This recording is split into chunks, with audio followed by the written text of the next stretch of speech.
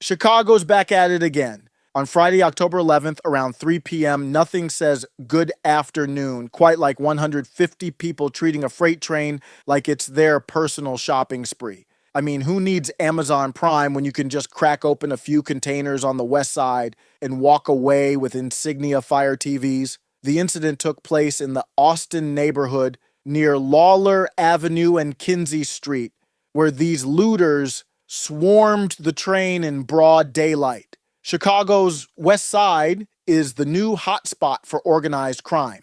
And this latest incident just proves that when it comes to lawlessness, the Windy City is committed to excellence. How do you pull off a train robbery in broad daylight? Simple. Just gather a crowd of 50 to 150 people, pick a Democrat-run city where the police have bigger fish to fry, and get to work. Reports suggest that the thieves specifically targeted TVs and other valuable items from the train's containers. By the time the Chicago Police Department arrived, the looters were already halfway home, probably testing out their new flat screens. Officers showed up, saw the damage, and even had to draw their weapons on fleeing vehicles. But hey, that's just your average Friday in Chicago. Honestly, if these looters put half as much effort into a career as they did planning this heist, they could probably retire early. I guess CEO of Organized Crime Inc. sounds better than part-time job at Walmart. These weren't people out there looting to feed their starving families. Nope. This was just your run-of-the-mill thrill seekers out for some free goodies. Stealing a TV that costs less than your phone bill? That's like risking jail time for a pack of gum. In Chicago, it's not about the money. It's about the fun. The only thing they're feeding is their addiction to zero consequences. At this point, Chicago has more organized crime than Amazon has prime deliveries. Forget the mob. These looters are running a tighter schedule than the USPS. The robbery didn't just stop at stealing TVs, it also caused major delays on the Metro UPW line. Commuters near Oak Park had to sit tight while the police handled the scene, as the Union Pacific freight train, the owner of the raided train, scrambled to assess the damage. Union Pacific is probably thinking of adding a new job title, Loot Prevention Manager. With the way things are going, they might need a whole department for that.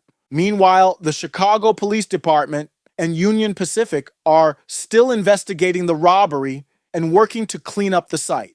The total value of the stolen goods hasn't been determined yet, and no arrests have been made. In Chicago, it's pretty much a guarantee that the looters are back home by now, kicking back and watching Netflix on their newly stolen TVs. Chicago's justice system is so lenient, the real crime is showing up to court. Why bother? Just show up next time with a get-out-of-jail-free card and call it a day.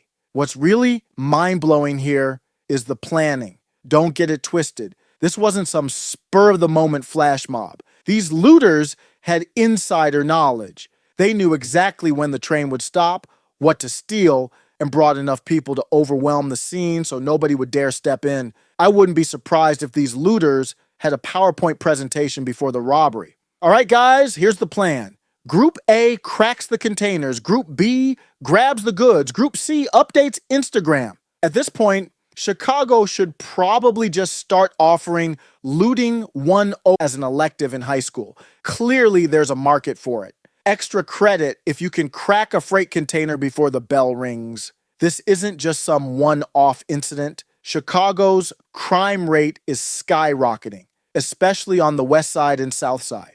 Robberies are up 21% this year alone, and this latest train heist is just another example of how things are spiraling out of control.